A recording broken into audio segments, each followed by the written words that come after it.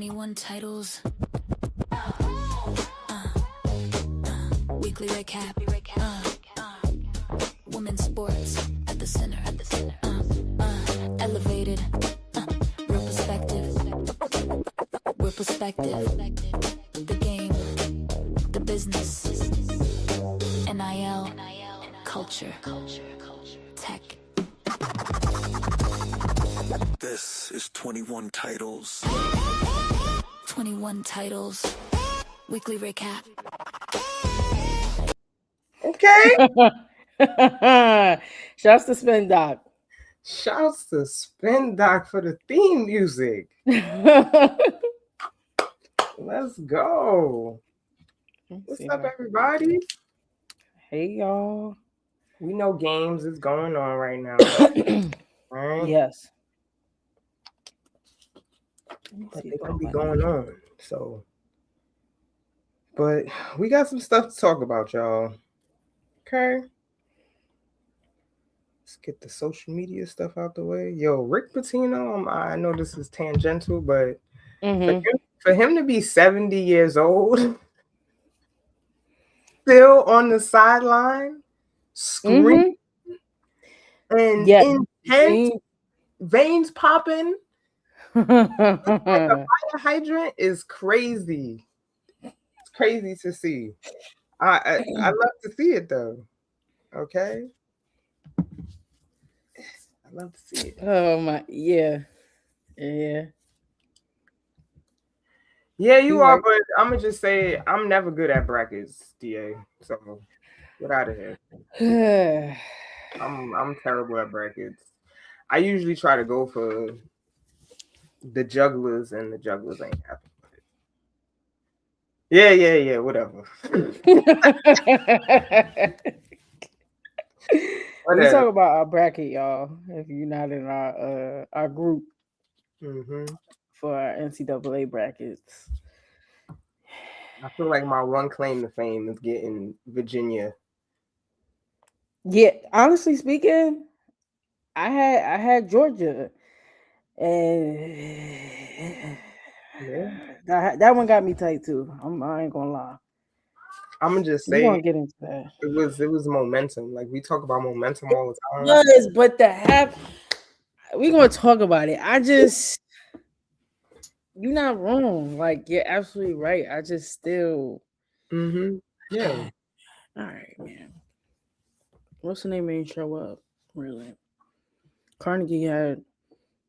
I mean, she didn't have the game I was expecting her to have. Right. Yeah.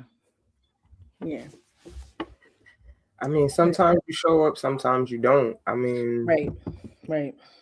But it's like, y'all picked this day not to show up. Yeah.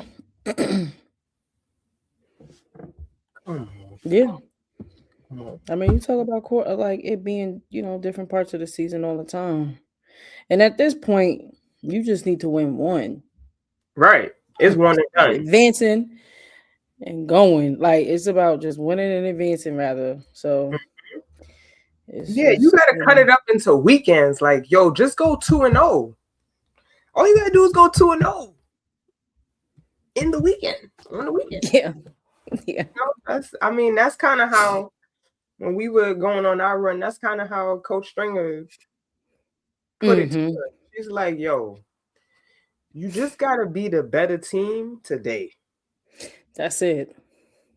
That's it. Just today. Then today, you live to fight another day.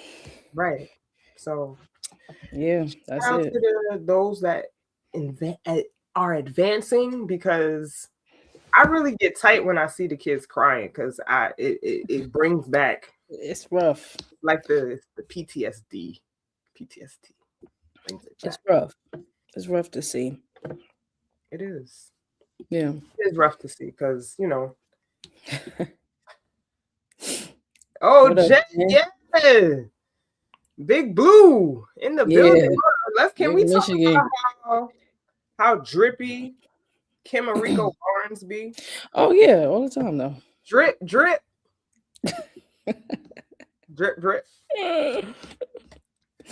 All right, I think Let's see. I handle X or Twitter. Thank you. Yeah. You know. Ain't no problem. Thank you. Jody in the comments with the purple and yellow. Yeah, repping LSU. LSU. I'm seeing I love all that. Happy Sunday, Jody. I love it. I love Jen and I love Jody's. Rep your squad, yo. Yeah, I love it. Rep your squad. I love it. I love it. Well, thank you guys. Another 21 Titles weekly recap, episode 122. If you're here, it's because it's one of three things. You love women's sports, right? Number one, you love women's sports. As mentioned previously and before, and until the end of time, Chantee and I are former student athletes, former women's basketball players. So women's basketball is near and dear to our hearts, okay? Secondly, if you like business of sports, if you like talking about CBAs, if you like talking about NIL deals, you're in the right place. And then thirdly, I'm gonna say this. This is a platform for edutainment, okay? It's education and entertainment, okay? So we talk about technology, which is the education, and then we talk about culture, which is the entertainment, okay? So if you like any of those three things, then you in the right place. You could be anywhere in the world, but you're here with us. So really appreciate you guys. Please, if you're new here, please subscribe. Please follow us. That helps the algorithms, and people get to see our stuff. Okay. So thank y'all, and let's get into it. We're gonna talk about sports. Obviously, March Madness is in the thick of it right now. So we're gonna get into some upsets. We're gonna get into some games. We're gonna get into some clips. All coaching hires, coaching fires. It's a lot going on right now. So let's dive deep. Yes. So we might as well just start off by saying on the women's side, there's been a significant increase in participation. I'm kind of rolling off of GED Du Bois. Okay. What he said in our comment section, aka DA, but back in 2017, there was 409,000 brackets made. And now this year it's 3.4 million brackets. So the participation's up. That means the viewership is up. That means women's basketball is thriving. That means the numbers don't lie. That means they should have got more in the media rights deal. That means that the women could have stood on their own in that media rights deal. But yes, the numbers are up. So that's something to celebrate. Hopefully everybody in here has participated and made a bracket. Now on the men's side, we want to give a shout out to Howard and Prairie View A&M. They made appearances on behalf of, the HBCUs in the tournament. Prairie View this past week, they beat Lehigh 67-55, and then Howard beat UMBC. And SWAC and the MEAC conferences both secure a minimum of $4 million for March Madness due to the unit system. As we mentioned before, the men, their unit system, they get $2 million a unit. So the more you advance, the more units you obtain, the more money you bring in. So I want to give a shout out to them too. For again putting on for the HBCUs in the tournament. And I guess we could just get into on the men's side at least just the upsets. Like there was a lot of great games happening. Starting at least Thursday. I forget, Brittany, I text you when Villanova lost. I forget who Villanova lost to, but I want to play a clip from their coach. Oh yeah. State, how do you keep them out? I'm gonna fire my staff because we've Not now. Yeah, I am, because we've given up 8 points on underneath out of bounds defense. So the only thing I'm gonna do is fire them and get a new staff. All right, go do that now. Bye, Coach. Kevin. It gets intense. it gets intense. It gets intense, but there was a lot of upsets, a lot of blue bloods, if not losing, on the brink of losing on the men's side very early. We had VCU beating UNC 82-78 in the first round. And then I see you put Cinderella teams. Texas beat NC State in the first four, 66-68, then upset BYU. Yeah. And I didn't watch that game, but I know a couple people did not have that game going that way at all. No. Majority of us did not. Then beat Mark Few and Gonzaga 74-68. So yeah. What do you, well, we gonna talk some more about it, but like, what are your thoughts like early on about how the playing field is pretty even? And I think, you know, going in the portal, the portal helps. The portal helps that. So what are your thoughts? Look, this is March Madness. NIL budgets out the window, right? NIL budgets are out the window. Right now, it comes down to great player execution and great coaching. All that other stuff is irrelevant. I don't care if you're a blue blood. I don't care if you're a mid-major. I don't care if you're a low major. I don't care if you're a HBCU. Okay? At this point, it comes down to making plays. Texas, they riding momentum right now, just like the women of Virginia. The Virginia Cavaliers are riding momentum. Both teams were in the first four. First four, right? And they riding the wave. They don't have anything to lose. Sean Miller, who is the head coach at Texas, they are an 11 seed. In previous years, obviously, Texas is is a top tier team, right? Yes. They're a top tier team, but as of late, no. But Sean Miller is working his magic again, just like he did at Xavier, just like he did at Arizona. When you have great coaches, like it just translates to on the court performances, you know, like even right now, Rick Pitino in St. John's, they're playing Kansas, and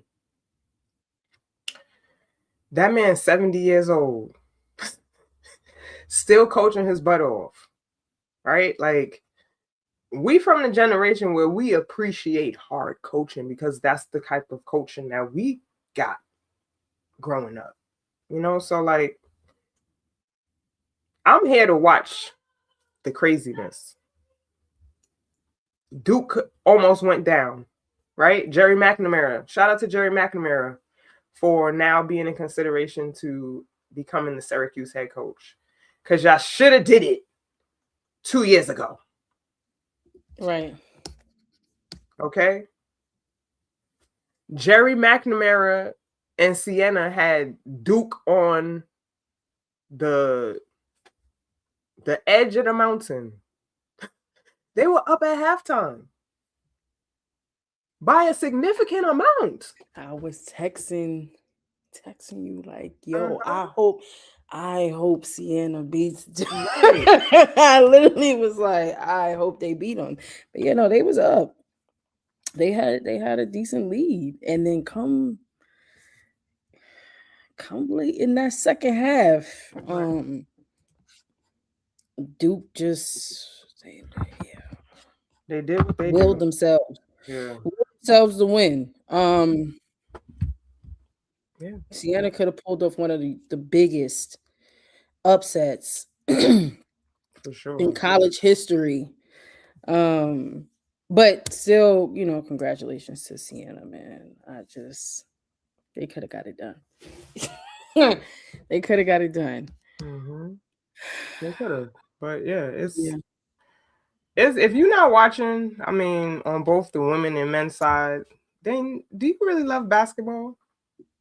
Because it's like it's too much on right now to not be watching on both ends. Right. As But I have still. I'm here. I'm here for the craziness. I'm here for upsets. I am. No, same. I am. Arkansas. They beat High Point. You want to talk a little bit about that? Look, y'all. If y'all haven't watched the young man Darius Acuff Jr., then I highly advise and suggest, implore you to do so. The young man, like when you talk about poise, like just having poise as a player and staying calm no matter what's going on, the kid got a poker face. Okay. It's like you don't know if he got 5 points or if he got 40.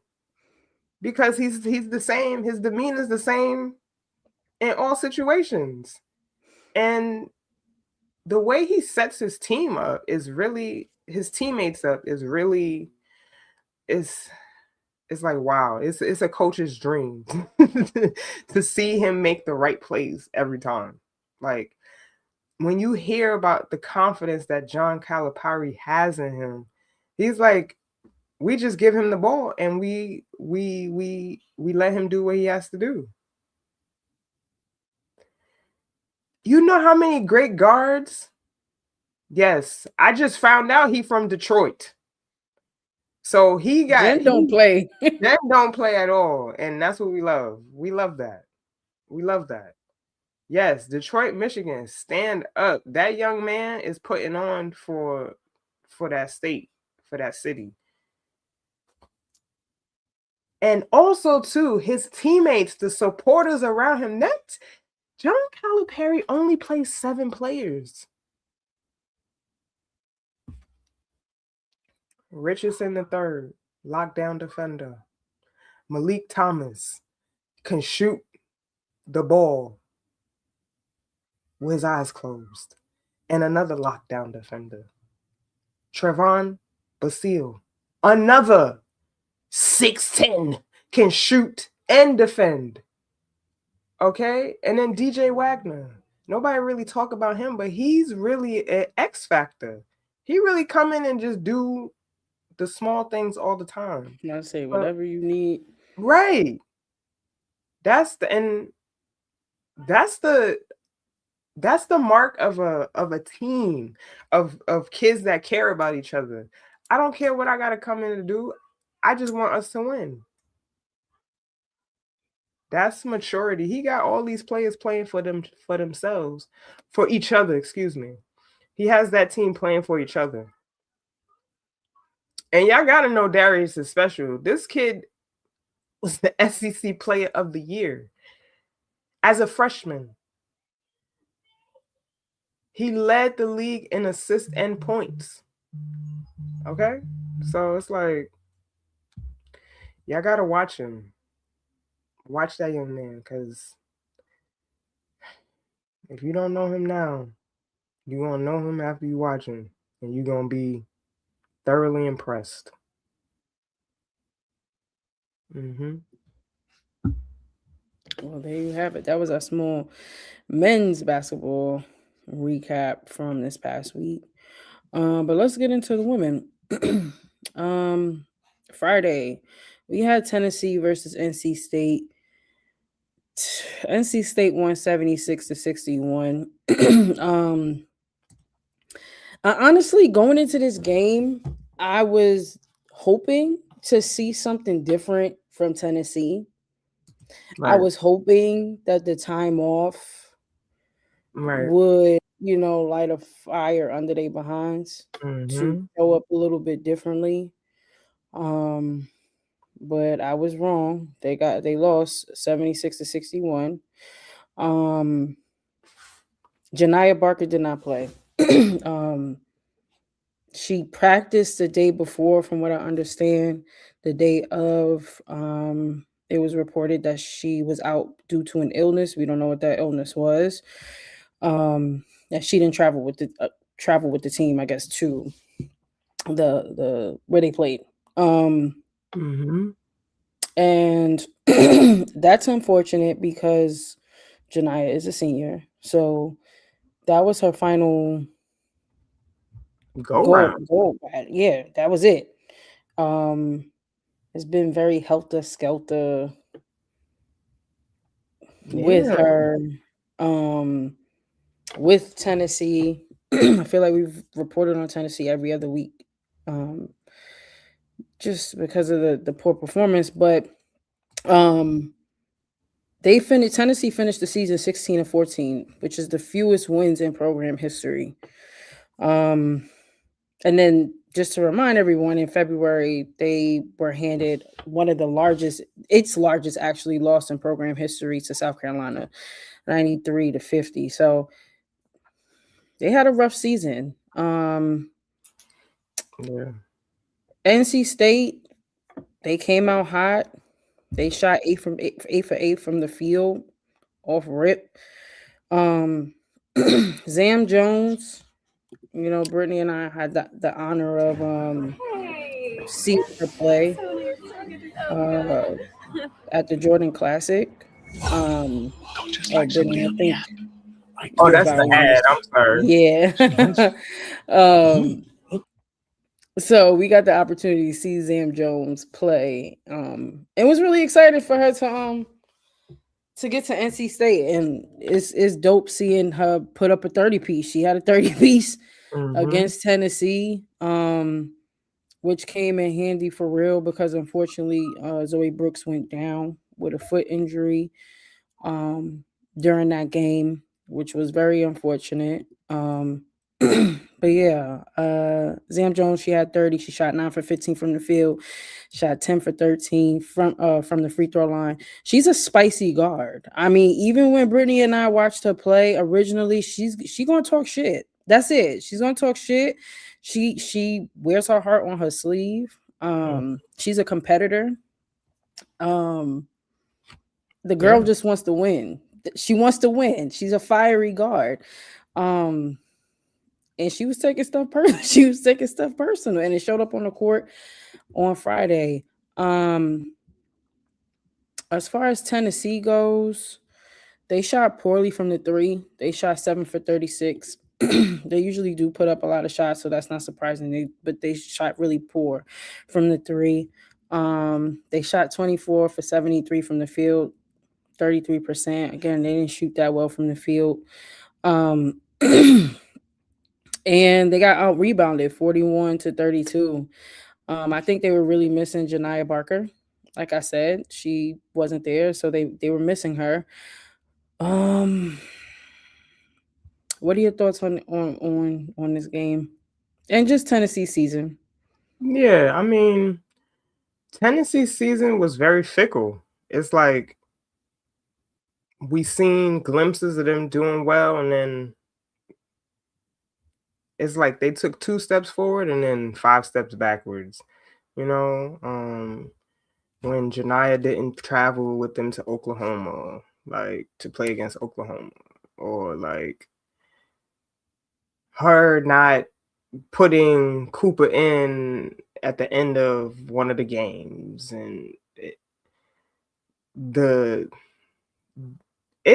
looked like, to me, this year, it looked like Kim Caldwell believed more in her system than the actual players. The players did not believe in her system this year. And it showed by the lack of camaraderie, the lack of chemistry. Just, it was obvious. I mean, even in like post-game interviews and stuff like that, she just looked disheveled, from her saying that the team quits on her to, just, it's been very just choppy. Like, this is not Tennessee culture. And they gotta have a cultural reset. That's what this is. I mean, even Andrea Carter went on ESPN and aired them out. But she was entitled to that as being a former Lady Volunteer herself. Just like I'm going to criticize the Scarlet Knights to a T because I'm a former alumni of the program. Like it's expected because of the expectations that is that was built at Tennessee with Pat and all of them. Right. Dysfunction. That is the key word for Tennessee this year. It was very dysfunctional. Team very dysfunctional. And they never looked quite together. You know? And Kim Caldwell talked about this, I think, in the post game. I think at the end of this game. And I could be wrong, but she talked about how this is like one of the hardest rough patches she's ever had to like endure. And she's had like a hard time getting through it. Of course. And that she's had to look at herself. And it's just, you can tell it's been a rough season for her too. She's been on the hot seat, kind of what we've been talking about, and then what you kind of just was alluding to with just the lack of cohesion, and then also just the team chemistry in her program. I'm interested to see what Tennessee does, like the AD over in Tennessee does, if they decide to keep Kim, if right, or what adjustments she's going to make moving forward into the next season. But Tennessee started off okay this season, more than okay. Really? A few games in, and then I just went downhill. And like I said, I was expecting a little bit, and I don't just silly expectations, but I was hoping that the time off, something else would have kicked in. But for sure, that's not what happened.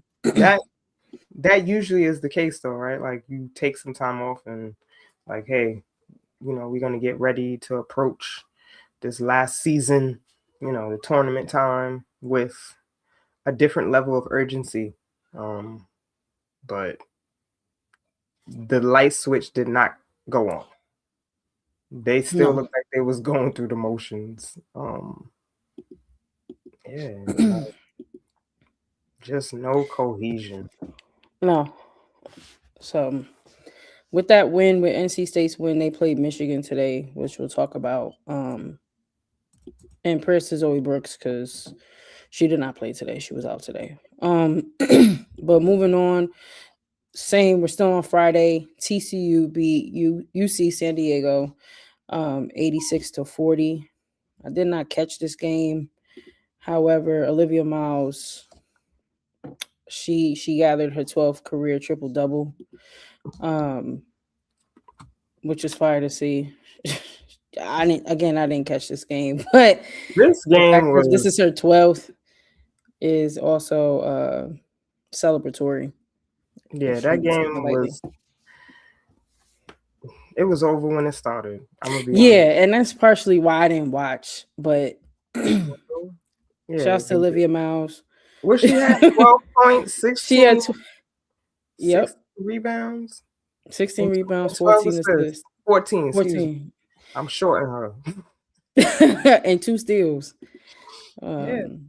So she had a great night, to say the least.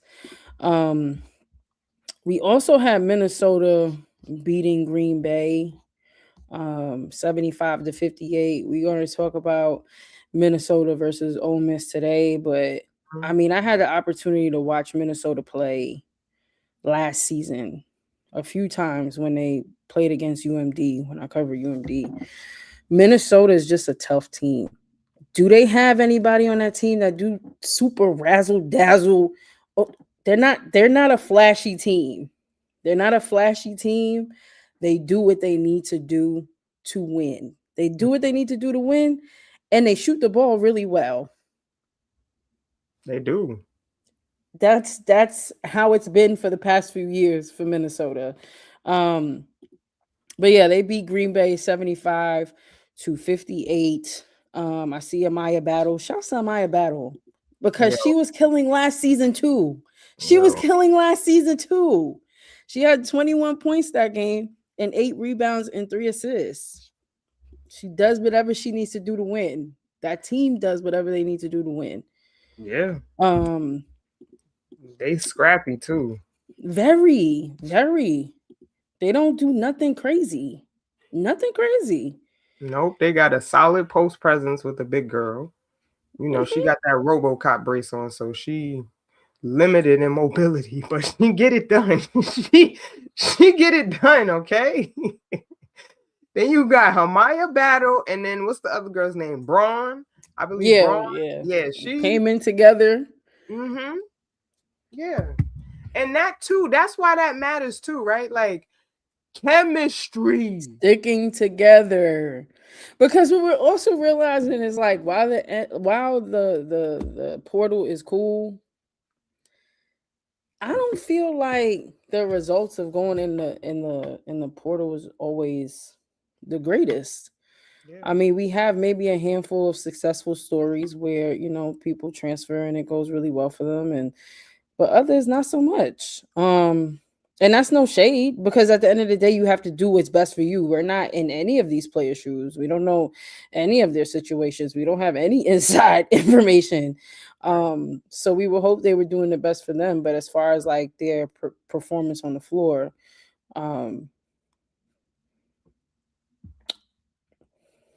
there hasn't been much of like an upside in many situations for I think a lot of them. So to your point, yeah, when you see players that stay committed to their school, and are really big on building that chemistry and those relationships with not just their teammates, but also their coaches and the staff and the school itself. Right. I think there's an upside to that. We often see that. But yeah, so shouts to Minnesota. Oh, my bad. Y'all school hopping, and it's crazy to see. Like, yeah, Chantee sent me a text the other day of another player that transferred again, and I could not believe it. This your third school. This about to be your fourth school. Excuse me. What are y'all chasing? Please, someone DM me. Tell me. What are y'all chasing? Because really, this is what I gotta say. If you just really focus on your development, all the stuff comes. It all comes in due time. It comes, right? I remember this is what Gino was talking about, that he was like, if you just basically do what you have to do, the things that you want will come. Y'all over here chasing NIL bags and stuff like that. You scoring 2 points per game, though.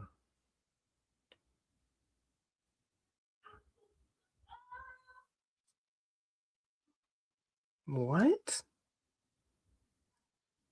Like, I seen this the other day. So there's a player on Kentucky. They got, you know, the transfer portal is crazy, but they said Kentucky paid this player $2 million to transfer from his school. He's played 20 minutes. Or he scored 20 points all year.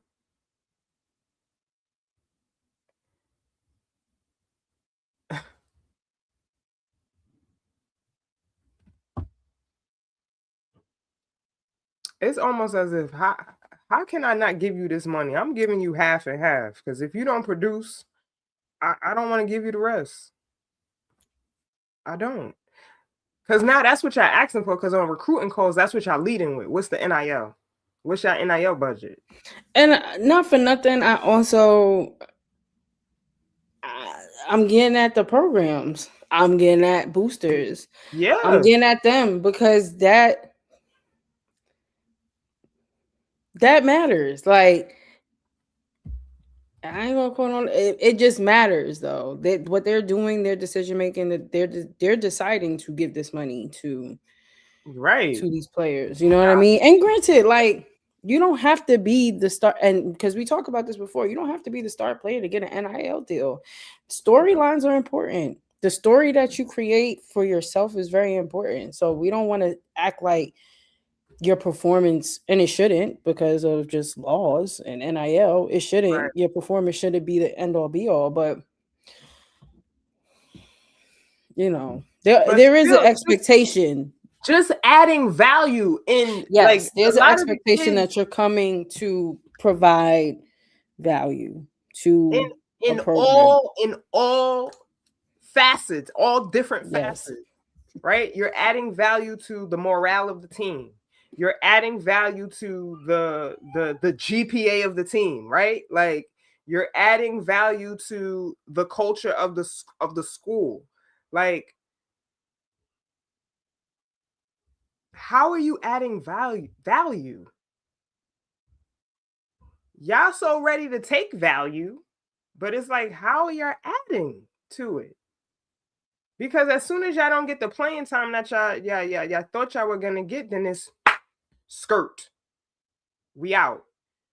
When it's like, you made the decision to come here. You gotta bite the bullet and double down on yourself.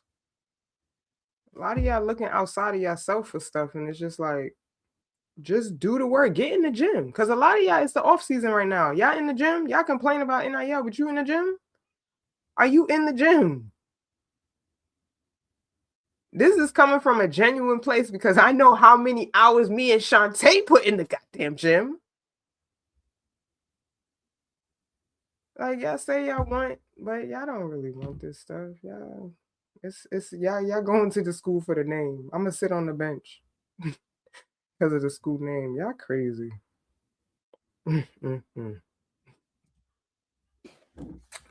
So yeah, you're right. I forget how we got there. I was talking about Minnesota. Oh, because they've stuck together. Those two, Amaya and Braun. Yeah. So shouts to them. They had a hell of a game today too. We're gonna get to that shortly. But moving on, Ole Miss also beat Gonzaga on Friday, 81-66. I see that, you know, Gonzaga's coach had some words, some foul stuff to say in reference to like how aggressive Ole Miss players were hooping in the word choice. I don't know the exact word choice, but from what I've gathered, it was nasty. So it sounds like she deserves a nasty award. Coach Yo did respond and basically said something along the line like the SEC is like the baby WNBA. So my players are gonna hoop, they're gonna go hard, and basically if you can't get with that, then I don't know what to tell you. Like, I'm preparing my players for the next level, and yeah, sure. So out of line, out of pocket, Gonzaga. Gonzaga's coach was out of line and out of pocket, but we move. Saturday, we had Ohio State versus Howard. Ohio State won 75-54. Howard looked great coming out. They looked very confident at the very beginning of the game. But once Ohio State started putting on that full court press, it was pretty much a wrap. That was it. The name of the game was defense, and Ohio State had them rattled. And Howard started coughing up the ball. And then Howard started struggling to get the ball over half court after that point. So congratulations to Ohio State. Still congratulations to Howard. Shouts to y'all. We have South Carolina beating Southern 103-34. We're not even gonna get into that. South Carolina is gonna move on to play USC, which we will get to. Because I did not have USC winning that game. I didn't either. I'm gonna make that very clear on this broadcast. Yeah. But yeah, then we had a really good game, and I did not have Virginia winning. I had Georgia winning, but Virginia beat Georgia in OT 73-82, and it was actually a really good game. If you want to start talking about it. Yeah. Look, I watched Virginia play in the first four to beat Arizona State, and that was a close game. So I was just kind of riding with momentum. And it just seemed right to pick Virginia because of just how much I felt that Kimora Johnson really understood the urgency of the moment. Like you remember I was talking about how she took that last shot versus Arizona State and pulled into that three confidently. And I'm just like, the team is riding on her shoulders right now. And also shout out to Paris Clark, Bronx native. She's actually a transfer success story. Okay, like this is one of the transfer success stories that we're talking about. She initially went to Arizona, didn't find her way there, and then transferred to Virginia. She's been a 3-year starter since. Okay, and she does all the little things. I just need her this game to hit open shots.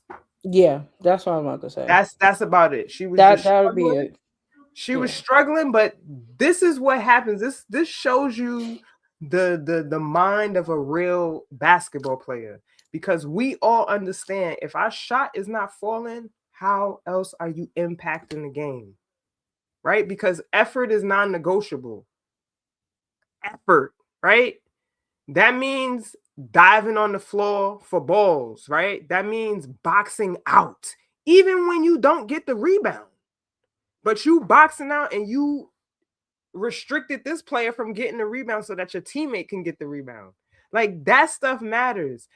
If y'all don't know, I went to a national championship and we lost because Nikki Anasicki got 10 offensive rebounds. Extra possessions matter, especially during tournament season. The amount of possessions that you have dictates your control of the game. Virginia, they like a Cinderella for me right now, just like I'm Texas. not mad at that. So, and shouts to Samaya Smith. That's another great transfer. Absolutely. Okay. From LSU. I think her experience with LSU has been showing up for her. Absolutely. At Virginia. And she had a great game. But yeah, shouts to Johnson too. Like you talked about. She had a great game. She's a leader. She's a leader. She steps on the floor. Her energy, even through the television screen, is that of a leader. Yeah. So yeah, no, shouts to Virginia. It was a really good game. And so yeah, moving on. We have Vanderbilt beating High Point 102-61. Michaela Blake's had another 30 piece. I saw during the game they were talking about how basically she's one of the fastest, if not the fastest. I don't know. I think as a freshman she got to 1,000 points, and I think this season she got over 890 something points alone. At this point, she might have. I mean, when I was watching the game, she didn't have the 30 piece yet. So she's at 900 and something for this season alone. The girl is a sophomore. That's unbelievable. Unbelievable. It's more than unbelievable. I just don't know what word to use. But she is a walking bucket. Literally, the girl is a walking bucket. So that's a feat. And so yeah, she has over 900 points for this season. She had 30 points, shot 11 for 16 from the field, had 5 assists. Aubrey has 17 points. That was also, I wanted to say, why would y'all put this game on ESPN News? Like, I was so tight that they had this game on ESPN News. Nobody got that channel. Like, I was able to ESPN News? I was over here sitting mad. Like, y'all couldn't put this on ESPNU. Come on. Was there another game on ESPNU at the time? But see, but I like this discussion, not for nothing. I like the fact that that the games are even being shown on every ESPN channel. Because there was a point in time in which that wasn't the case. You're right. Us even that wasn't even the case. That's a great point. We didn't even have. We didn't have it, but yeah, nah. Yes, ESPN. I was just confused because like this is a high-profile team. Like this is Michaela Blake's. Like put her on the, the flagship network. Put her on ESPN. ESPN News. I was tight. Right. I'm not going. I'm sorry.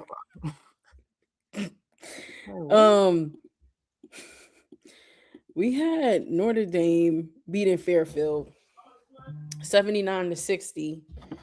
Hannah, putting the team on her back. She had 23 points, 9 rebounds, 6 assists, 8 steals. It's hard, it's hard being a guard and rebounding, especially when you got tree trunks all down in the paint. Like she's really a good rebounding guard too. Like when I look back at my stats, I'm like, I should have averaged at least 6 rebounds. Like averaging 2-3 rebounds, terrible. If my kids don't average at least 5 rebounds, I'm gonna be tight. Cause they're gonna be bigger than me. Yeah, they are. Like I was averaging 2-3 rebounds. That's terrible. I don't know why my dad wasn't getting on me. Like, come on, Big B. Get some more rebounds. Like, I definitely could have got more rebounds. Like, seeing what Hannah doing, like these small guards, averaging. She's tenacious. Jesus. She is. What I did forget to mention, I'm sorry we're going backwards, but in that Virginia game, I also wanted to give a shout out to Woolfolk of Georgia because she held it down for Georgia. That was my first time really seeing a full Georgia game, to be honest, throughout the season. But she showed up big for Georgia. So I just wanted to give her flowers there. And I think she's only a sophomore. Okay. Maybe. But I am interested to see how she plays in her upperclassmen roles. Because she really is a good player. So sorry to go backwards, but back to Notre Dame. Yeah, Hannah does it all. She's gonna have to continue to do it all for Notre Dame to continue to win. And that's just the bottom line. Like I said, they beat Fairfield, but they're gonna have to play Ohio State, and that's gonna be a lot for Notre Dame. I got Ohio State beating Notre Dame. I do too. Next round. So she's gonna need more help than just Prosper. Shouts to Moore too. She had 18 points. But they're gonna have to give a lot more in order to beat Ohio State next. That's the bottom line. Facts. Ohio State is tough. They got Jelani Cambridge. Yeah. A killer. Chance Gray. A killer. I mean, they stacked. So Notre Dame is going to have to play a very almost flawless game to beat Ohio State, because also Ohio State presses. They press a lot. So they're going to try to tire Hannah out. I'm pretty sure he going to have multiple defenders coming at Hannah.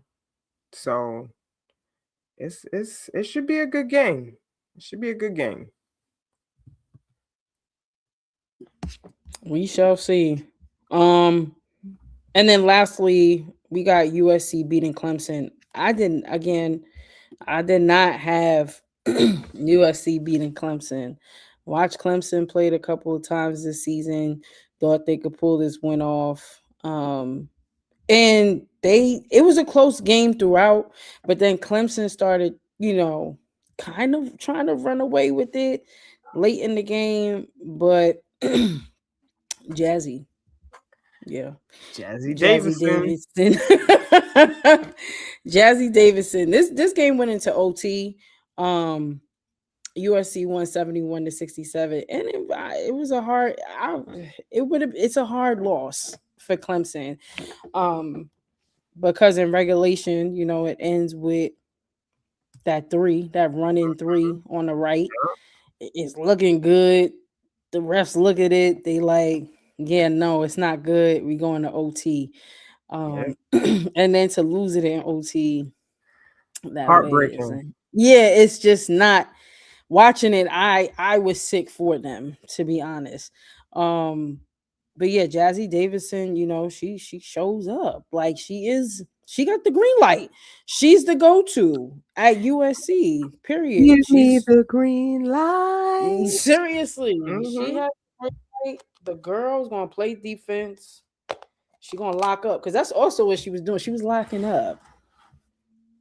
Yeah, Chef Jazzy Chef, Jazzy Faye. All that jazz. She was cooking. No, she was cooking. My only critique for Jazzy is just obviously as she continues to grow, she has to learn how to take care of the ball.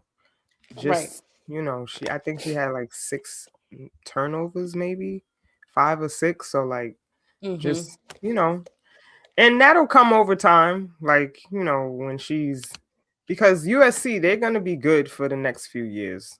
Yes, they are. From Jazzy, they got Sanaya Hall coming in next year, Juju coming back, Kennedy, they're gonna be good. And I think also too, it just seemed like Lindsay Godlive was just trying to. She was like, "I'm just trying to escape, man. I'm just trying to get out of here." Yeah. Like when you seen her facial expressions. Yes. Her face. Yo. After that game, she was like, you see the amount of relief that after the time expired, she was just like, yo, get that board game right, Lindsay. She gonna have get that clipboard game right, because the next round gonna be even tougher. What they got? UConn? Yeah, that's a smoke show. Respectfully, I'm expecting. Nah, but they might fight back. They may, but I get what you're saying, because. Oh no, they got South Carolina. Excuse me. It's still a smoke show. Respectfully, it's still a smoke. I'm expecting a smoke show. That's no disrespect to any of them. Yeah, smoke. No, yeah, sure. It's gonna be a smoke show.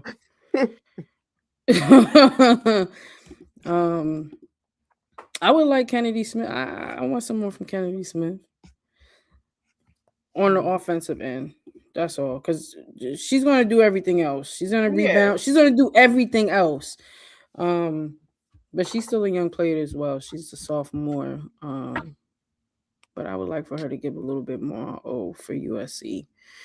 And I can't wait to see how she produces next season, like you said, with all the pieces together. That's a scary sight for USC. That's a super scary sight. So I am excited. I'm sorry we skipping to next season for USC as if their season's over. It's not. But we are excited to see it. So shouts to USC. Mr. S.E. Brad, what you mean? They get shots. They get shots. They get shots. They gotta make shots. Yeah. They gotta make shots. You gonna go to the person with the green light. I'm sorry. You're gonna go to the person with the green light who has a higher chance of hitting shots and has shown that they have a higher chance of hitting some shots. But they be getting the ball. I think they get the ball. But moving on to today, I didn't watch this game. Maryland lost to UNC 74-66. Honestly, I had this wrong on my bracket. I had Maryland beating North Carolina, and they could have. I don't even need to see the game. I know that they could beat North Carolina. I didn't see it, but I know they could beat North Carolina. So I got to see the highlights later on. But what was dope was we saw, and this is something you and I talked about in a live maybe a week or two ago, about just players needing to accept criticism from coaches, because we've been seeing a lot of coaches in post games and, you know, talking about trying to get the most out of their players, trying to get their players to respond. And, you know, these coaches facing criticism and backlash because of the word choice. Right. But this is basketball culture. This is something that I feel like Brittany and I talk about all the time. Like, we are used to.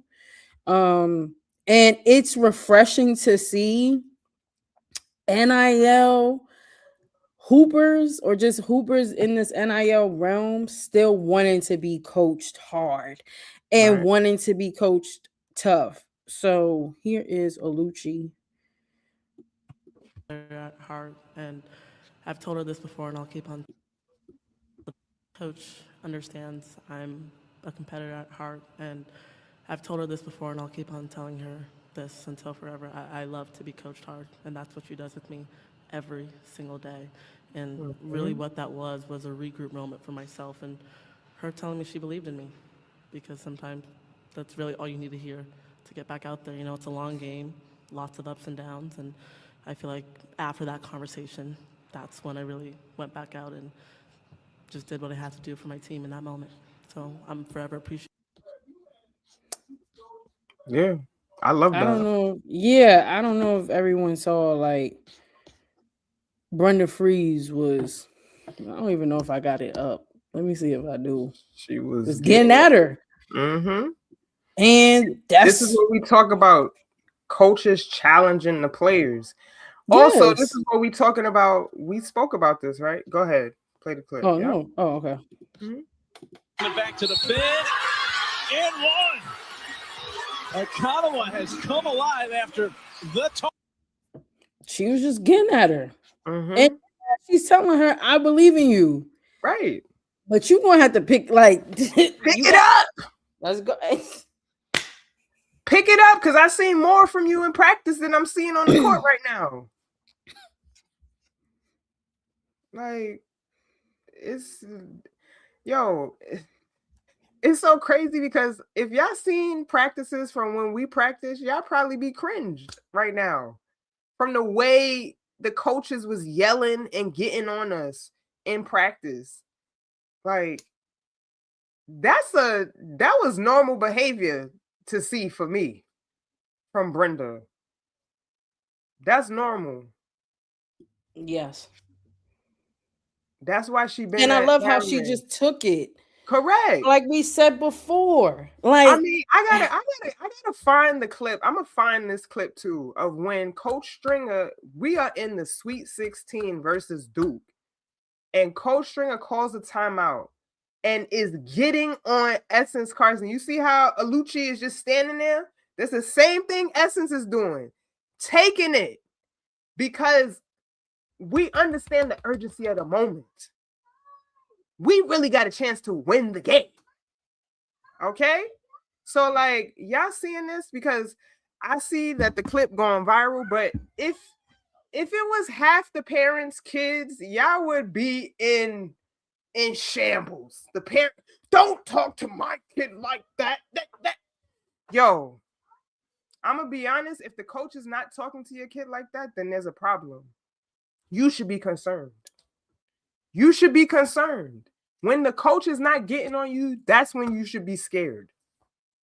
If the coach is not chalking you out, you should be concerned.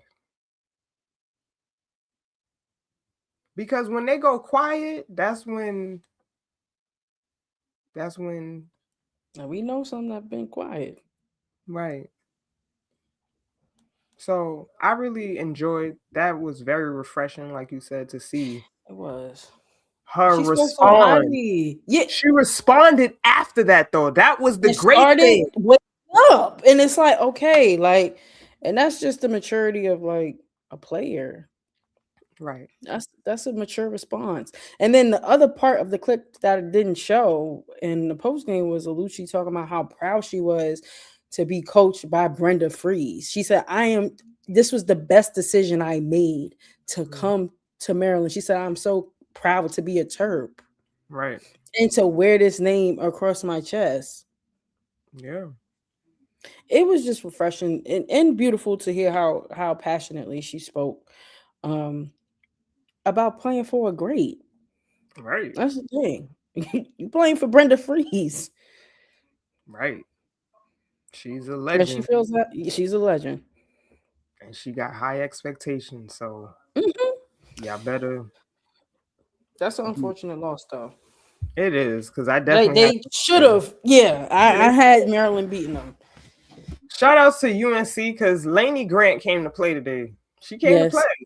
I see that. Lainey Grant came to play. Navarre played well. The other young lady too, I can't pronounce her last name, but she played well too. So I was not expecting UNC to win. I'm gonna be honest. No, same. So kudos to them over there. Yeah. Yeah, because the winner UNC is gonna play the winner of UConn versus Syracuse. It's gonna be a smoke show too. I got that being a smoke show. But Ole Miss fell to Minnesota today, 65-63. This was a close game. Cody McMahon had foul trouble very early on in this game. She picked up 2 early fouls in like the first quarter. I'm like, damn, we're off to a bad start. She did a Reagan Beers, yo. Yeah, I was upset to see that. Thenu had 18 points for Ole Miss, but that's it. Those are the only 2. Her and Cody McMahon were the only 2 in double digits. So they were missing Lattimore. Yeah. Uwala. They were missing offense from them today. But still managed to have or take the lead in the third quarter. Like they were down majority of the game until the third quarter, I believe. But as we mentioned earlier in the show, Minnesota, they're a tough team. They're gritty. They just do all the little things. They had 15 turnovers today, which I was actually surprised about. I feel like they take care of the ball really well and make great decisions on offense. But nonetheless, Amaya Battle, she had 14 points today, 11 rebounds, 5 assists. And then Mara Braun, who we talked about, just that dynamic duo between those two. Braun had 17 points, shot 6 for 11 from the field, 4 for 5 from 3. Minnesota just shoots really well from 3. They shot 7 for 12. They hit timely shots. That was yes. And then Amaya Battle hitting that game winner, that hurt. And then star player. That being Cody McMahon on the bench because she fouled out was another just dagger. I do think there was a lot of loosey-goosey calls that the refs were calling. towards the end of the game, but there's nothing you could do about that. But yeah, it was just a big shot by Amaya Battle. Yeah. More than decent defense, just better offense. Like, that was a tough shot. That was a tough shot to dribble with your right and pull back and still shoot that little shot. That's a tough shot. That's a tough shot. That is a tough shot. I could not believe she made that shot. And then her on the floor like this. That was tough. They should have took that picture of her sitting on the floor, her hands up like that. That was tough. That was tough. But shout out to Minnesota because they wanted that game more. And then also too, just it seems like it's very unfortunate that you have to play on a team's home floor, right? But you got to do what you got to do. You still got to do what you got to do. I love going into arenas and waving at the crowd saying bye-bye. That crowd was that crowd was wilding. Was wild in Minnesota. I don't know if y'all seen that. I was like, oh, okay. They looking like they just ready to erupt. And that's exactly what happened. Mm-hmm. It was, But you got to be like that because, like, even so, like, just going off my tournament experience, when we played in the second round my freshman year, we were the higher seed and played at Michigan State on their home floor. Okay? We really had to go in there and get it done. But that's what you do. You got to win on the road. That's what you got to do. Also, we have Michigan, shouts to Jen, beating NC State 92-63. Yeah, they missed Zoe Brooks. Yeah, that ankle injury over. It's her foot. It's her foot. I hope she's okay. But yeah, like that was an unfortunate blow for NC State. She didn't play today. You know, Zam, she had 16. Pierre had 15. Quigley had 11. It just wasn't enough. They got out rebound today, 30-40. Sila had 26. Mila Holloway had 13. Olsen had 27. You know, you get those three in double digits, it's a long night. And so with being out rebounded, NC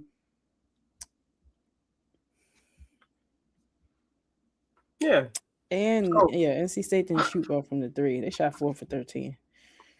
Yeah, that's not gonna cut it. But they missed Zoe. They was missing offerings from Zoe. So shouts to Michigan. They're gonna move on to play. I don't know who. I have to see. I don't think that's been determined yet because there's still games going on, I believe. We also saw that LSU won today. LSU beat Texas Tech 101-47. This was Florger's last home game. What happened? I'm just saying the score. The score. Yeah. Pummeled them. Yeah. 101-47. Florger had 24 points. Michaela Williams had 24. That's a good game for Michaela. Yeah, we've been talking about Michaela. Yeah, that's a good game. You gotta show up for them.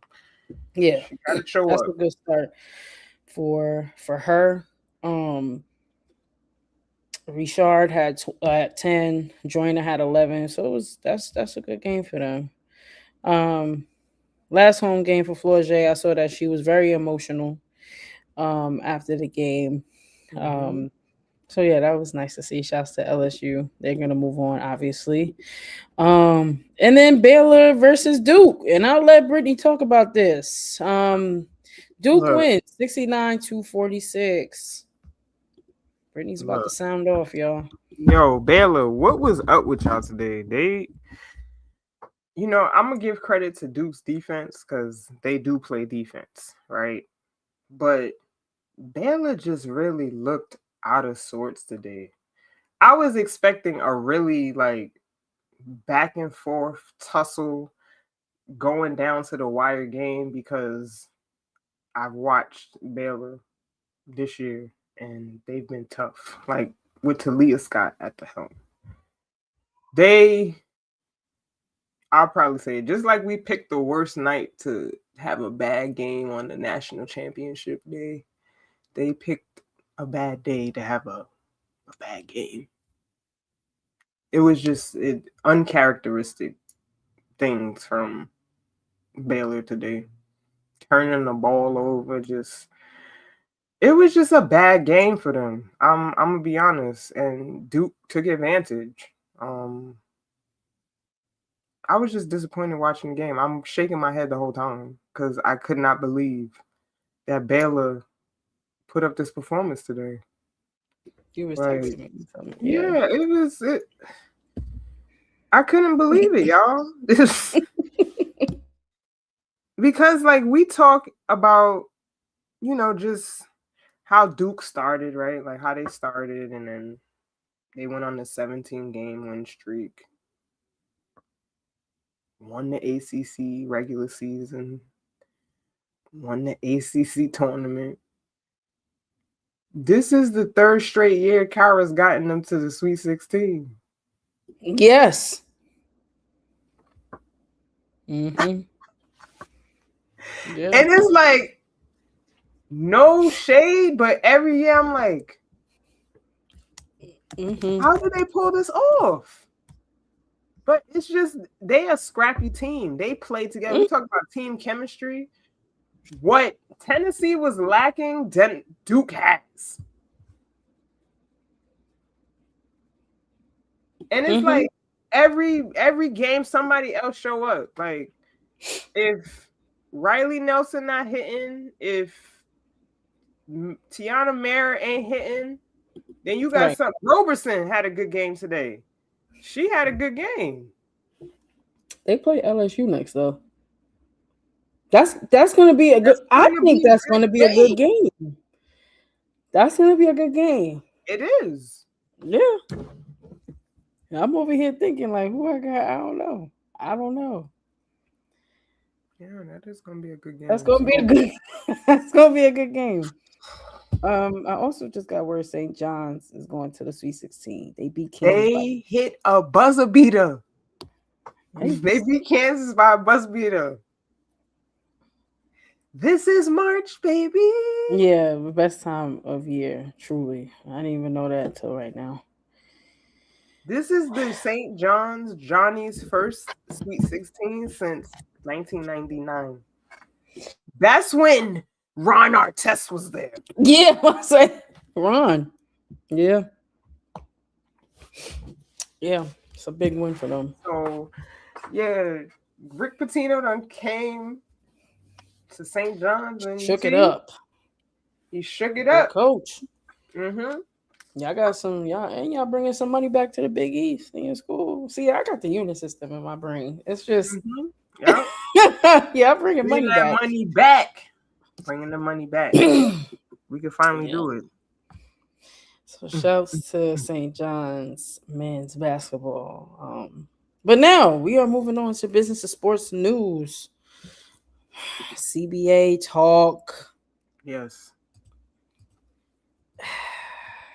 We've been having a lot of conversations about the CBA for the last few months. But we finally have a signed term sheet. Thank God. Between the WNBA and the WNBPA after hundreds of hours in negotiations. We finally got a term sheet. And it was signed on Friday, I believe, or Saturday. Friday or Saturday. But yes. So now the process goes that the players and the board of governors have to vote on the term sheet. And so, or on the deal. And the WNBPA held 90-minute meetings throughout the day Friday, educating the players on the details of the term sheet, according to a source familiar with negotiations. The voting process is expected to happen soon and to last a few days. It's been a lot of new new things added to the CBA. Oh, that's a good question.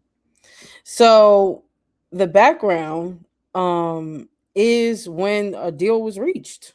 The deal was reached between the WNBA and the WNBA players. And the WNBA. This is the table where the negotiations were happening. So that is the background for this photo. And some other pictures, like they were happy, they was hype. I mean, the players want to play, they need what they needed, they asked for what they needed, and then finally the WNBA gave it to them. So they were very excited. We too were very excited after seeing the details that were released. And so there's a $7 million salary cap in year one, with 20% of it designated for the Supermax salary at $1.4 million, which is amazing. The average salary will be $583,000 in 2026. Rookie scale contracts will increase in line with the new salary scale. Then there's an exceptional performance on initial contract rule, which will allow players to renegotiate the fourth year of their rookie scale contract to earn the standard max if they were previously named to the all WNBA first or second team, or the Supermax if they previously won MVP. The average revenue share is roughly 20% across the life of the deal. The new CBA is a 7-year term with an opt-out after 6 by 2031. The opt-out year, which would be the opt-out year, the cap is expected to exceed $10 million. Just note that it was previously an 8-year term, so this is great too. Housing will be provided for all players for the first 3 years of the deal. In 2029 and 2030, only players making $500K or less will be eligible for team-provided housing, and by 2031, only developmental players will receive this benefit. This is something that we've been seeing talked about a lot in negotiations, housing. So this is a really big deal too. And great.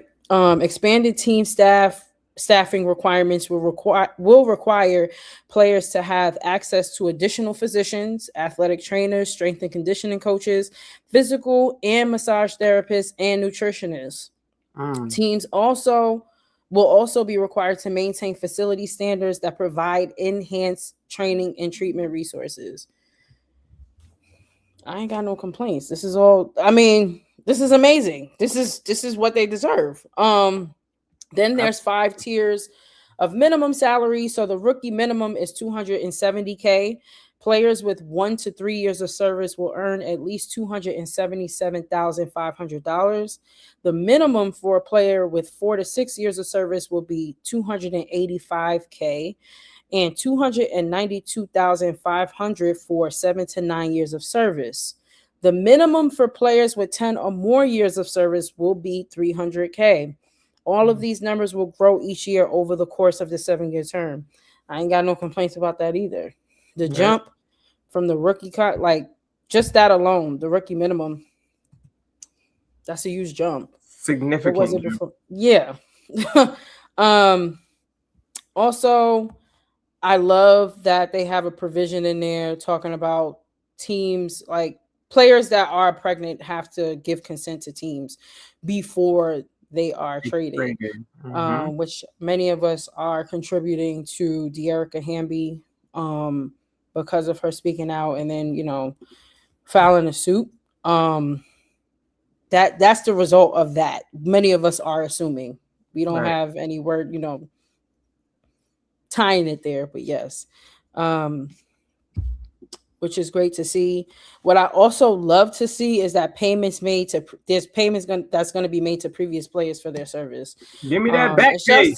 And shouts to DA, because that's something that he was inquiring about and wondering if that was going to be addressed. This was like the key elements that the WNBA put out, but at the bottom of it, you can see the numbers. So for 100K, For retirees with 12 plus years of service, they'll get $100K.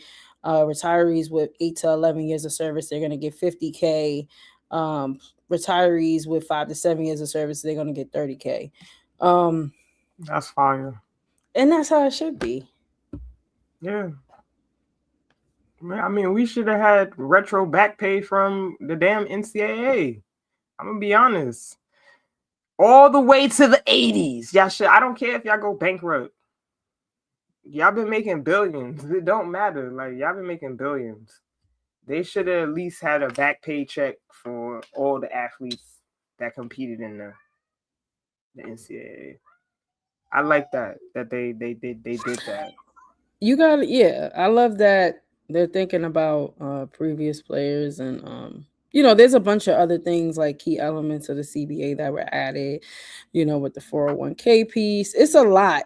It's a lot of new things added. So, at the beginning of all of this, several months ago, Brittany and I were wondering or hoping that the players was going to stand on business when it came to negotiations. And it seems like that's exactly what they've done.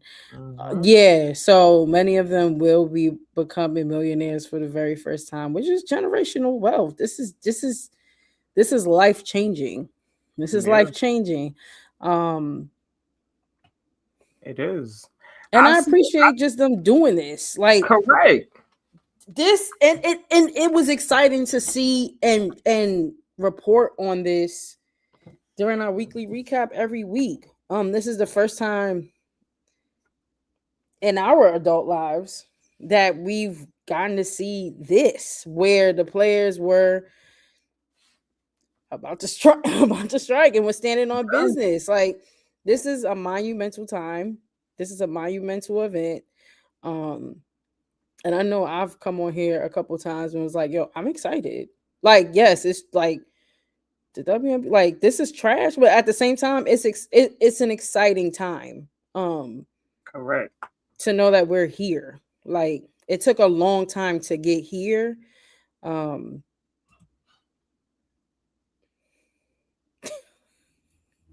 Yo. What?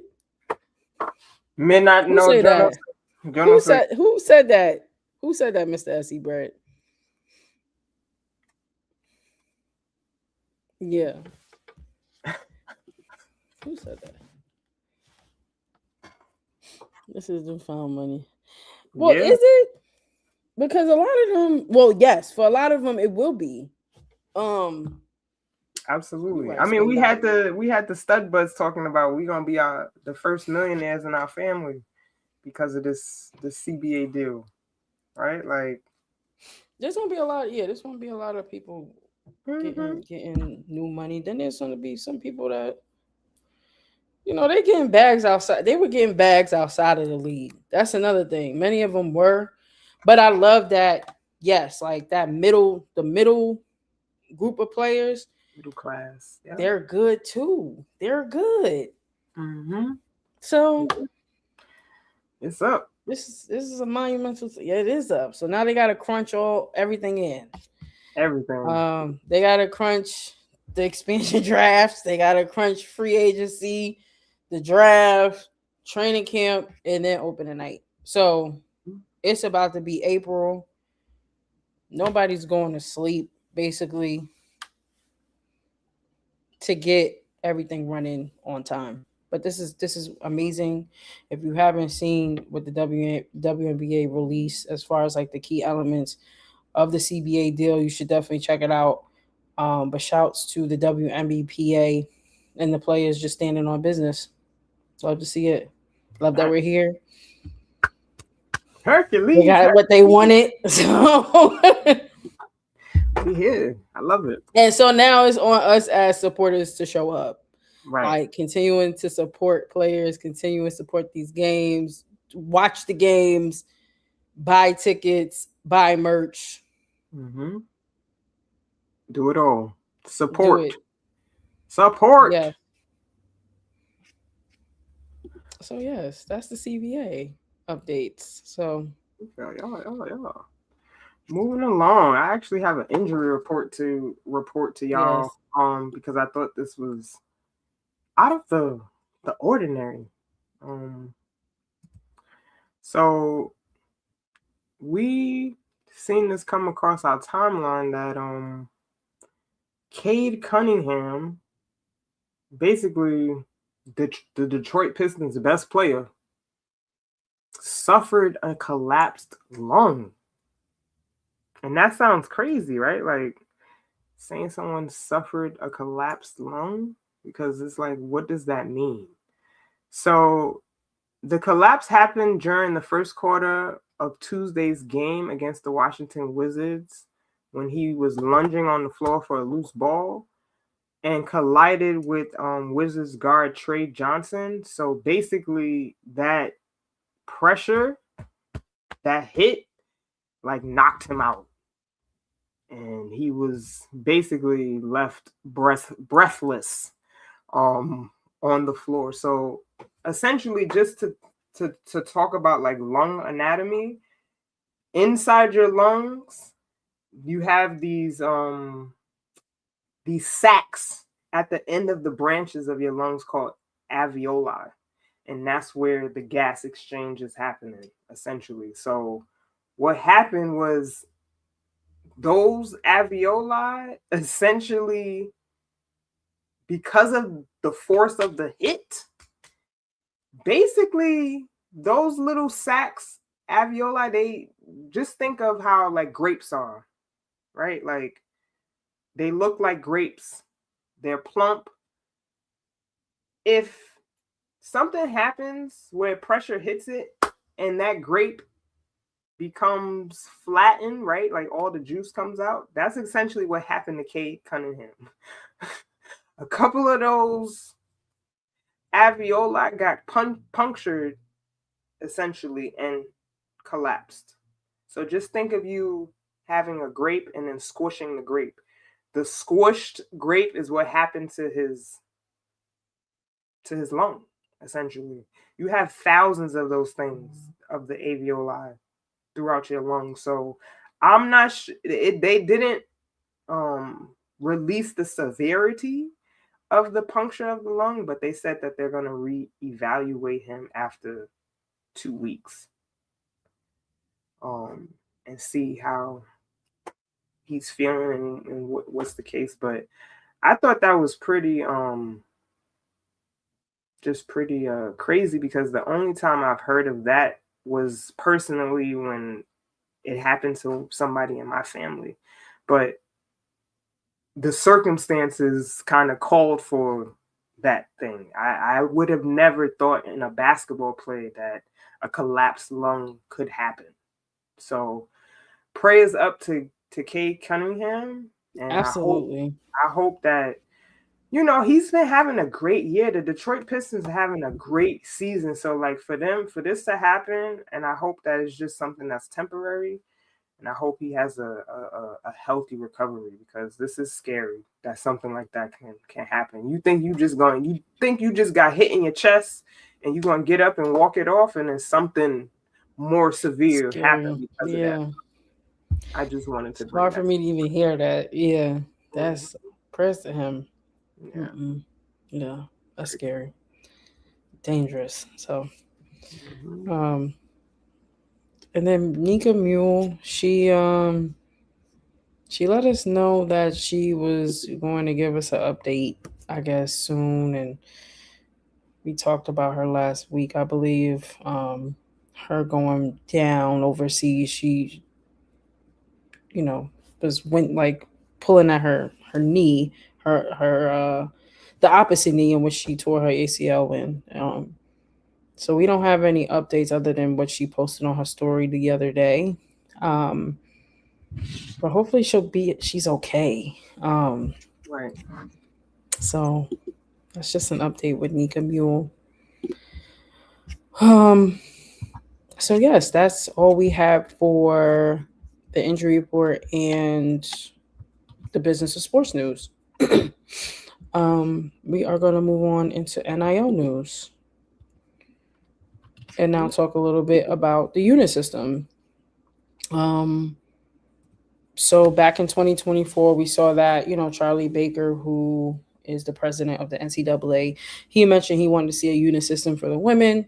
Then the following year, the Division I membership, they voted to unanimously for it to happen. So fast forward, we're here now. And the unit system was approved in 2025. And now we're seeing payouts happening in 2026. So, or is set to happen in 2026 this year. So each unit for the women is about $113,000, whereas the men are about $2 million. And, if you haven't seen Brittany's video on our page on IG, definitely check it out. Just explaining just the differences between the men's unit, system and how much their units are in comparison to the women. But on the women's side, each batch of units is distributed over a 3-year rolling basis. So for 2025 units, there's going to be payouts for 2026 through 2028. And so I'm skipping around, but the pool for payouts for the women's unit system is anywhere between 15 million to 20 million this year. And it's going to increase to 25 million in 2027, 2028. So like we mentioned before, the more you win in the tournament, the more units that you rack up for your conference, and then also your school, your university. But what's newly implemented this year is that schools will earn 1 unit for advancing to the championship game and another for winning the title. Again, this is new. This wasn't implemented before. There were discussions back in August 2025.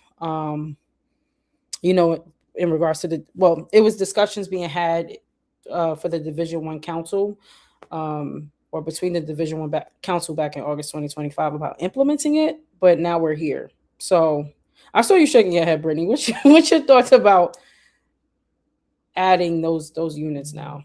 I mean, it's crazy that they weren't already added. Yes, I agree with that. Like, how are you not going to reward somebody for getting to the championship game?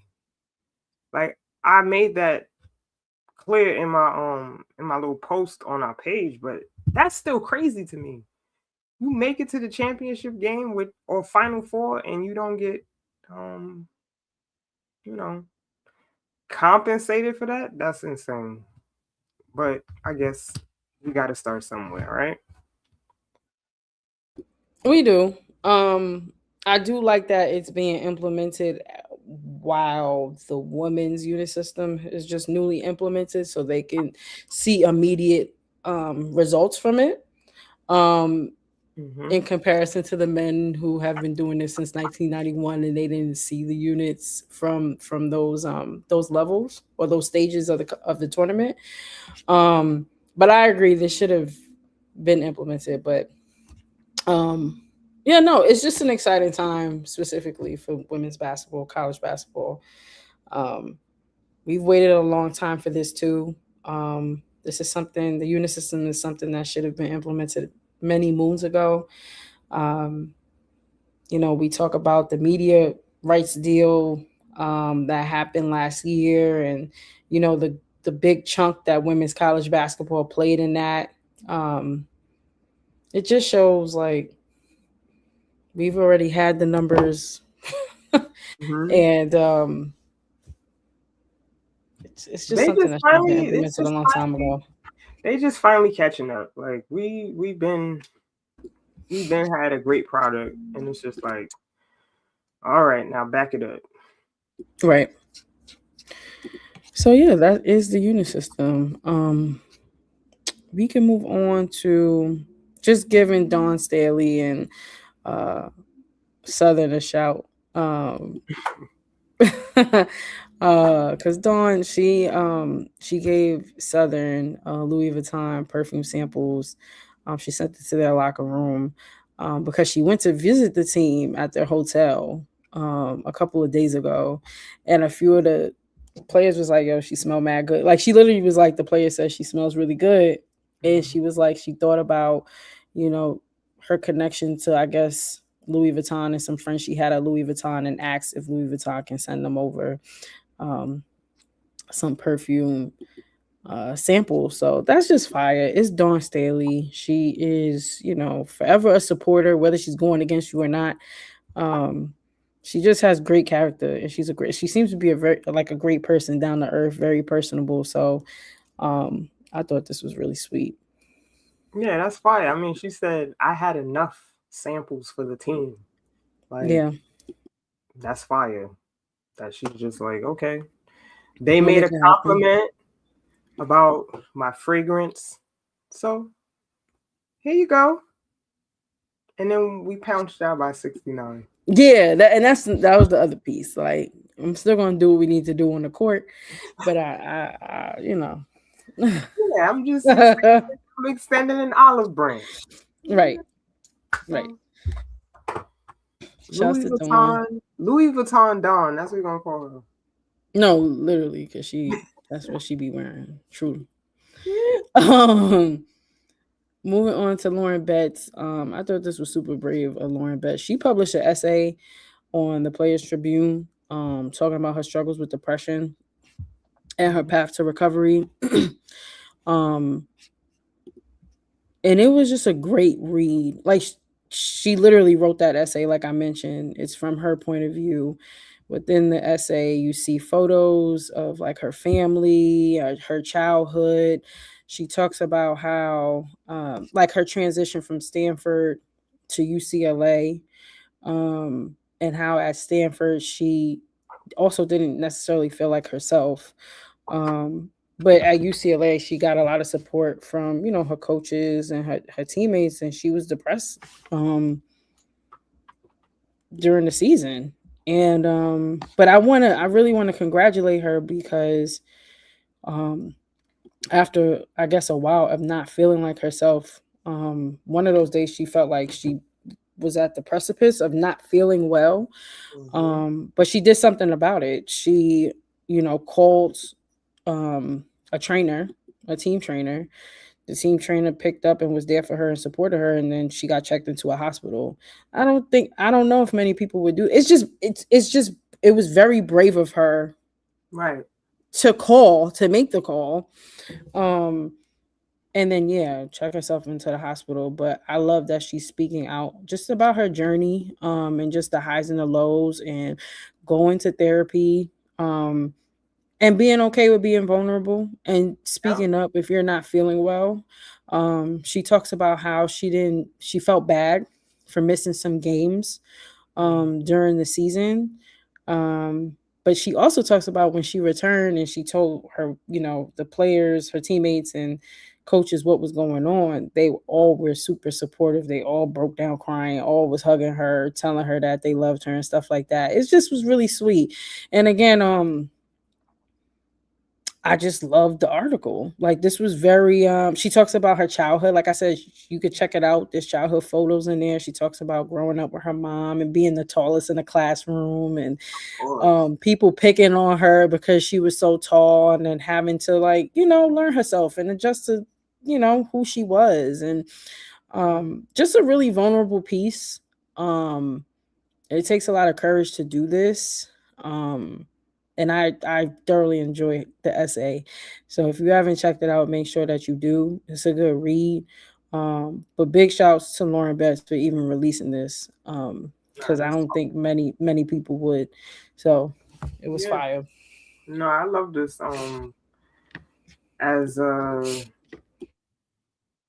As someone who wrote a blog her senior year, on top of all the other stuff I had to do,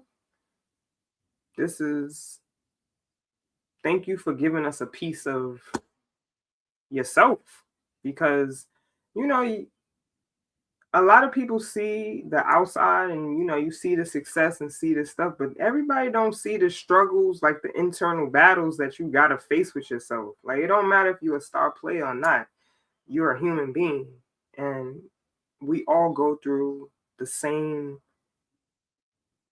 emotions, feelings, doubt, all these different things. These are human emotions. So like her sharing her story is probably gonna help another young lady who's suffering with, depression and having mental health struggles. So I didn't get a chance to read the entire essay, some of it, but I'm gonna sit down and read this because you'll enjoy it. It's so relatable because, like you said, just a previous student athlete, like juggling everything, wondering if you're good enough to do X, Y, and Z. Right. It was a great piece. So I love that. Shouts to Lauren Betts. Facts. And shouts to her just saying that I need help, and shouts to the trainer for following through. Because you remember, like, when we reported on this is tangential, but I feel like it's the same thing. When we reported on Cody talking about how the staff at Ole Miss supported her with her diagnosis and what she needed, and she didn't feel that way. She didn't necessarily feel that way at Ohio State. Like, they were supporting her and what she was trying to do. So, like, going to a school and trusting, like, your coaches and all the staff around you, that's important. Like, for her to be able to trust her trainer and be like, yo, look, I'm not feeling well. I need you to help me out. I need some assistance. Like, that's great. I love to hear that, because I feel like my trainers at my school would have did the same if I had come to them. That's about building relationships with the people who you work with every day. You work with these people every single day. Like, you have to have some level of rapport with, good and bad. And them seeing you beyond what you could provide on the floor is important to your, like, these are individuals, like, we're individuals having human experiences, and for them to show up for you regardless of what you do on the floor is important. So yeah, it was a great piece. Again, shouts to Lauren Betts. We can skip to Tanisha Wright, Brittany, if you like. You want to talk about that? Yeah, they did right. Penn State. This is what we're talking about.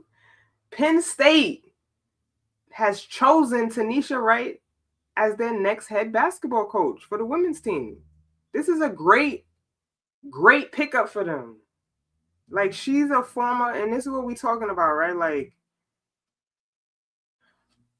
pick the people that are going to do the job. Like, Tanisha Wright, if you don't know, she's probably one of the most decorated Lady Lions ever. Okay? Just some stats and stuff for you guys. Wright led the Lady Lions to back-to-back Big Ten regular season titles and 4 NCAA tournament appearances from 2001 to 2005, including trips to the Sweet 16 and Elite 8. In all 4 of her seasons in Happy Valley, Penn State finished ranked in the Associated Press top 25 with a program high number 5 ranking in the 2003-2004 season. She's a 3-time Big Ten Defensive Player of the Year. I did not know that. Neither did I. Yes. Yo, I was like, oh my gosh. No wonder why she's so defensive minded when, as a coach. Because she doing what she's implementing, what she has done, right? Wright also earned 3 all Big Ten first team selections, academic all Big Ten honors. She was first team USB WA All-American recognition and was a 3-time AP All-American honorable mention. That's crazy. That's a lot of history. So, like, they did right. Bring back somebody who understands the culture. That's really what this is. I mean, it's just the same as if, like, on the men's side, we talking about Syracuse hired Jerry McNamara. Do the right thing. Yes, y'all understanding it now. Yes. Tanisha Wright they're gonna introduce her tomorrow. That's nice. As the official head coach. But she already sat down with the team. I love that. I already seen a clip of her sitting down with the team and telling them, like, yo, I gotta build trust with y'all. This is where I'm coming. This is what she said out the gate. She said, I have to come in here. I have to build trust with y'all, right? Yes. And that comes from me showing up every single day. She's like, I'm gonna show up every single day, and I ask that y'all do the same. That's really what this is. I like it. That's what needs to happen. Yeah. That's what needs to happen. So I was very ecstatic when I seen this. And then we also got an inkling that this was happening because somebody left a comment on our YouTube page talking about they're thinking that she's in high consideration for the job. And who doesn't want somebody that just came from the WNBA? And I was going to say that. She got the WNBA. I think that's going to be great. Ties, bro. Yeah, it's going to be great for those players. Absolutely. Like, I'm over here wondering, is Kiyomi staying? Kiyomi, you staying? That's what I'm thinking too. Because this would be a great coach for you, Kiyomi. Because she's going to coach you hard and keep you accountable. So that's my next question. Is Kiyomi staying? Because there's a new, they have the option when a new coach comes to transfer. But if it's me and I have aspirations to get to the WNBA, I'm staying with Coach Wright. I'm staying with Coach Wright because she's going to get it done. So I really love this. I loved it. Me too. Shouts to Tanisha. Yeah. Shouts to Penn State. Facts. Smart move. Very much picking from the tree. It's picking. Come on. That's it. I'm gonna leave it at that. Pick from the tree. Absolutely. But yeah, shouts to Penn State. So all right. That's our show. Thank y'all. We covered a lot of ground. If you didn't catch it, make sure you go back, watch it on replay. Follow us on social media, 21 Titles, IG, Twitter, LinkedIn. Subscribe to our YouTube. Do it all. Holla at our friends over at the 9450 also. Yes. But yeah, we are locked into the games right now. Oklahoma is playing Michigan State. That's what's on my television screen right now. And I seen that. What's the name? Had 40. Yes, Madison Booker have 40 piece. 40 piece. 3-5 in the building. Hey, 40. I'm about to start making a number 35 players list because you said just do it. I'm gonna just do it, man. I'm gonna just do it. If you wear that number, you gotta exhibit a spirit that's unquestionable, undeniable. Heard. All right, it's a gift to wear 35. Right. All right. So shout out to Madison Booker for putting up a 40 piece because I'm expecting that from old girl. KD just said that he's about to lead the initiatives at Texas, right? He's about to I ain't peep that. You put me on right now. And Madison Booker, he made her the shoes first. There you go. Yeah, they got a relationship. He like her game. I love it. I love that. Didn't know that. So yeah, make sure y'all tapped in for the tournament. Obviously, this week there's more games coming up. But yeah, that's it. That's our show. Absolutely. Thank you guys. Thank you everybody for rocking with us. Like we really can't express our appreciation and gratitude enough. My bracket is messed up. Oh yeah, mine too. Mine is cooked. If you joined our group, but I think I'm going to watch that TCU Washington game tonight. It's gonna be a good game. It's gonna be a good game. It's gonna be a good game. I want to see what they do. Mm-hmm. Because Washington is tough. Okay? No, they are. They're tough. Avery Howell, I'm looking for you. I'm looking for her to have a big game. Yeah. Yes. So thank y'all. Continue to soak up the March Madness fun, March crazies, and we'll see y'all soon for 123. Peace, y'all.